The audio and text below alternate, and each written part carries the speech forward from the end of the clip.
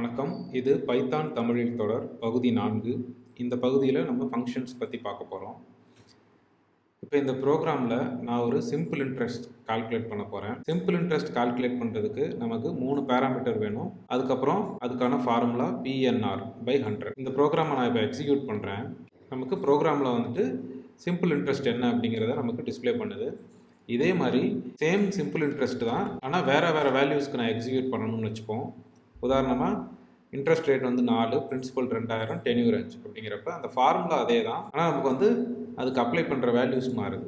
So இப்போ நம்ம அதை ரன் பண்ணுறப்ப வேறு வேல்யூ வருது. இப்போ நம்ம இங்கே என்ன பண்ணியிருக்கோம்னா ஒரே ஆப்ரேஷன் தான், அதை நம்ம டூப்ளிகேட் பண்ணியிருக்கோம் இல்லையா. இந்த மாதிரி செட் ஆஃப் ஆப்ரேஷன்ஸை நம்ம டூப்ளிகேட் பண்ணுறதை தவிர்க்கலாம். அது எப்படின்னா அதுக்கு தான் நம்ம ஃபங்க்ஷன் பயன்படுத்துகிறோம். பொதுவாக ஃபங்க்ஷன்ஸ் வந்து ரியல் வேர்ல்டு யூஸ் கேஸாக இருக்கும். இப்போ இந்த எடுத்துக்காட்டில் சிம்பிள் இன்ட்ரெஸ்ட்டை கால்குலேட் பண்ணுறது தான் அந்த யூஸ் கேஸ். அப்போ ஃபங்க்ஷன் நேமும் அதுக்கேற்ற மாதிரி தான் வைக்கணும். ஃபங்க்ஷனோட சின்டாக்ஸ் பைத்தானில் என்ன அப்படிங்கிறத பார்த்துடலாம். டிஃபைன், அதுக்கு தான் டிஇஎஃப்னு கொடுப்போம்.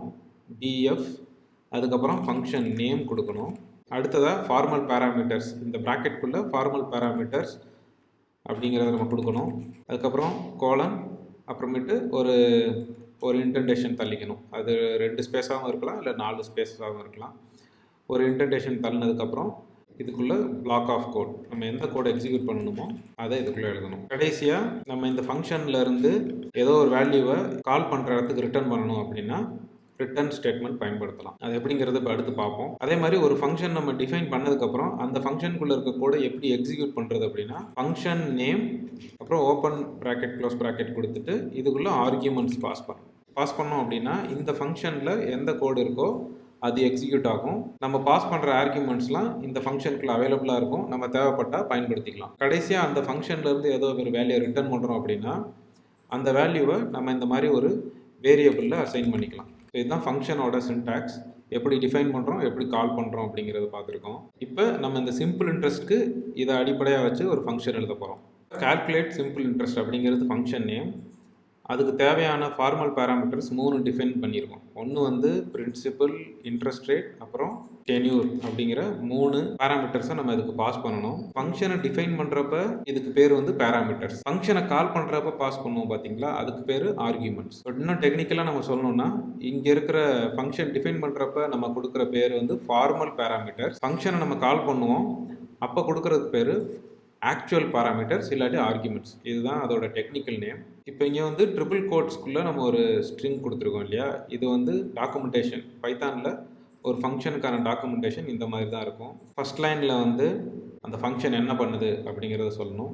செகண்ட் லைனில் வந்து பேராமீட்டர்ஸோட லிஸ்ட் இருக்கும், அது என்னென்ன டைப்புன்னு கூட நம்ம சொல்லிக்கலாம். அப்புறம் அதுக்கப்புறம் ஏதோ டிஸ்கிரிப்ஷன் கொடுக்கணும்னா கொடுத்துக்கலாம். கடைசியாக வந்து அது என்ன வேல்யூ ரிட்டர்ன் பண்ணுது, அதோட ரியல் வேர்ல்டு மீனிங் என்ன அப்படிங்கிறதையும் நம்ம இங்கே கொடுத்துக்கலாம். ஸோ இப்படி தான் ஒரு ஃபங்க்ஷனோட டாக்குமெண்டேஷன் எழுதணும். இது வந்து ஆப்ஷனல் தான். இப்போ இது இல்லாமல் இப்படி இருந்தாலும் ஒர்க்காக தான் போகுது. ஸோ கோடு வந்து அடுத்தவங்க வாசிக்கிறப்போ கொஞ்சம் ரீடபுளாக இருக்கணுங்கிறதுக்காக தான் இந்த மாதிரி டாக்குமெண்டேஷன்லாம் நம்ம எழுதுகிறோம். சரி, அடுத்து வந்து இந்த ஃபங்க்ஷனோட பிளாக் என்ன அப்படின்னா கோட் பிளாக்ல வந்துட்டு நம்ம சிம்பிள் இன்ட்ரெஸ்ட்டை கால்குலேட் பண்ணுறோம். இங்கே பார்த்தீங்கன்னா இந்த பிரின்சிபல் வந்து இந்த பேராமீட்டரை தான் நம்ம ரெஃபர் பண்ணிகிட்டு இருக்கோம். இன்ட்ரெஸ்ட் ரேட், டென்யூர் அப்படிங்கிறத பண்ணிவிட்டு சிம்பிள் இன்ட்ரெஸ்ட்டை கால்குலேட் பண்ணிவிட்டு நம்ம ரிட்டர்ன் பண்ண போகிறோம். இப்போ இந்த ஃபங்க்ஷனை டிஃபைன் பண்ணியிருக்கோம், ஆனால் இன்னும் கால் பண்ணல. அதாவது இப்போ நான் எக்ஸிக்யூட் பண்ணுறேன் அப்படின்னா இந்த பிரிண்ட் ஸ்டேட்மெண்ட் வரும், இந்த பிரிண்ட் ஸ்டேட்மெண்ட்டும் வரும். அப்புறம் இந்த ஃபங்க்ஷன் வந்து டிஃபைன் ஆகிருக்கும், அவ்வளோதான். இப்போ இந்த ஃபங்க்ஷனை எப்படி கால் பண்ணுறது அப்படின்னா ஃபங்க்ஷன் நேம் ஆஃப்னு கொடுத்துட்டு எடுத்துக்காட்டாக நம்ம இந்த வேல்யூஸை பயன்படுத்தலாம். இப்போ இங்கே நம்ம ஒன்று கவனிக்கணும், எந்த ஆர்டரில் வந்துட்டு நம்ம பேராமீட்டர்ஸை டிஃபைன் பண்ணியிருக்கோமோ அதே ஆர்டர் தான் நம்ம ஆர்கியூமெண்ட்ஸ் அனுப்பணும். ஸோ ஃபஸ்ட்டு வந்து பிரின்சிபல் அனுப்பணும், அதுக்கு அடுத்தது வந்து இன்ட்ரெஸ்ட் ரேட் அனுப்பணும் 3ங்கிறது, அடுத்தது டென்யூர் எவ்வளோ நாள் அப்படிங்கிறத நம்ம அனுப்பணும். சரிங்களா. இப்போ இது வந்துட்டு நமக்கு சிம்பிள் இன்ட்ரெஸ்ட்டை ரிட்டர்ன் பண்ணணும். இதை ஒரு பிரிண்ட் ஸ்டேட்மெண்ட்டில் நான் ஆட் பண்ணிட்டேன். இங்கே நான் கமெண்ட் பண்ணியிருக்கேன், இது தேவையில்லை இனிமேல். இப்போ ரன் பண்ணுறோம். ஃபஸ்ட்டு வந்து இந்த 4 லைன்ஸ் எக்ஸிக்யூட் ஆகிடுச்சு, அதனால தான் 400ன்னு வந்திருக்கு. அடுத்ததாக நம்ம இந்த சிம்பிள் இன்ட்ரெஸ்ட் அப்படிங்கிற ஃபங்க்ஷனை கால் பண்ணியிருக்கோம், அதுதான் இந்த 150 அப்படிங்கிறது. நம்ம திருப்பியும் இன்னொரு வேல்யூஸ்க்கும் இதே சிம்பிள் இன்ட்ரெஸ்ட்டை நம்ம கால்குலேட் பண்ணிக்கலாம். இப்போ நான் வந்து டைரெக்டாகவே அந்த வேல்யூஸை பாஸ் பண்ணிவிட்டு எதுலேயுமே ஸ்டோர் பண்ணாமல் டைரெக்டாக பிரிண்டில் யூஸ் பண்ண போகிறேன். சிம்பிள் இன்ட்ரெஸ்ட், அப்புறம் வந்துட்டு டென்யூர் வந்து அதே 5 தான். நமக்கு இந்த கோடும் ரிமூவ் பண்ணுறோம். ஸோ இப்போ வந்து நிறைய டூப்ளிகேட்ஸ் கோட் எல்லாமே நம்ம ரிமூவ் பண்ணிட்டோம். இப்போ ரன் பண்ணி பார்ப்போம். நமக்கு இதுக்கு முன்னாடி ஃபங்க்ஷன் எழுதுறதுக்கு முன்னாடி எப்படி இருந்துச்சோ அதே மாதிரி நமக்கு அவுட்புட் வருது. இதில் நம்ம கவனிக்க வேண்டியது என்னென்னா, ஃபங்க்ஷன் டிஃபைன் பண்ணுறப்ப கொடுக்குறதுக்கு பேர் ஃபார்மல் பேராமீட்டர்ஸ். அதுக்கப்புறம் அந்த ஃபார்மல் பேராமீட்டர்ஸோட ஆர்டரில் தான் ஆர்குமெண்ட்ஸும் நம்ம பாஸ் பண்ணணும் அப்படிங்கிறது. இப்போ இதில் இன்னும் கொஞ்சம் எக்ஸ்ட்ராவாக என்னென்ன டெர்மினாலஜிஸ் இருக்குது அப்படிங்கிறத பார்க்கலாம். அப்படின்னா சரி, இப்போ இதை ஃபங்க்ஷன்ஸ்லேயே சில வேல்யூஸை நம்ம டிஃபால்ட்டாக கொடுக்க முடியும். எடுத்துக்காட்டாக ஆர்குமெண்ட்டில் டென்யூர் பாஸ் பண்ணுறோம் இல்லைங்களா.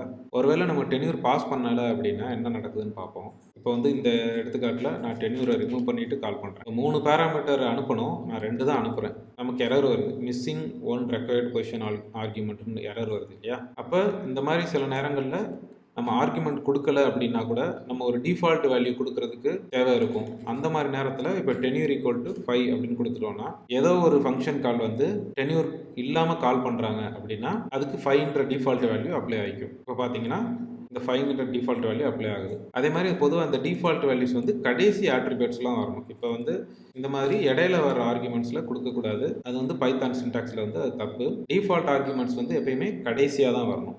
டென்யூர் தான் டிஃபால்ட்டாக கொடுக்க போகிறோம் அப்படிங்கிறது தெரிஞ்சுன்னா அந்த ஆர்குமெண்ட்ஸ்லாம் நம்ம கடைசியாக வச்சுக்கணும். இப்போ இன்ட்ரெஸ்ட் ரேட்டும் கூட நம்ம டிஃபால்ட்டாக கொடுக்குறோம் அப்படின்னா கடைசி 2 ஆர்குமெண்ட்ஸை டிஃபால்ட்டாக கொடுக்குறோம். அப்போ இன்ட்ரெஸ்ட் ரேட்டுமே நம்ம பாஸ் பண்ணல அப்படின்னா இந்த மாதிரி டிஃபால்ட்டாக என்ன நம்ம கொடுக்குறோமோ அந்த வேல்யூவை எடுத்துகிட்டு அந்த ஃபங்க்ஷன் ஒர்க் ஆகும். ஸோ டிஃபால்ட் வேல்யூ எப்படி கொடுக்குறோம் அப்படின்னா அந்த பேராமீட்டர் ஈக்குவல் டு ஏதோ ஒரு வேல்யூ, அதான் டிஃபால்ட் வேல்யூ. அது இப்போ இதுக்கு முன்னாடி நம்ம பிரின்சிபல், இன்ட்ரெஸ்ட் ரேட், டென்யூர் அப்படின்னு ஆர்டராக பார்த்தோம் பார்த்தீங்களா. அந்த ஆர்டரில் தான் ஆர்குமெண்ட்டே அனுப்பணும் இல்லையா. அதுக்கு பேர் பொசிஷனல் ஆர்குமெண்ட்னு சொல்லுவாங்க. ஸோ எந்த பொசிஷனில் நம்ம பேராமீட்டர்ஸை டிஃபைன் பண்ணுறோமோ அதே பொசிஷனில் தான் ஆர்குமெண்ட்ஸ் அனுப்புகிறோம். ஸோ அதனால் அதுக்கு பேர் பொசிஷனல் ஆர்குமெண்ட்ஸ் அப்படின்னு சொல்கிறோம். இந்த இதுக்கு பேர் டிஃபால்ட் வேல்யூஸ் கொடுத்துருக்கனால டிஃபால்ட் ஆர்குமெண்ட்ஸ் அப்படின்போம். இதுக்கு அடுத்ததாக இன்னொன்று என்ன இருக்குன்னா கீவேர்டு ஆர்குமெண்ட்ஸ்.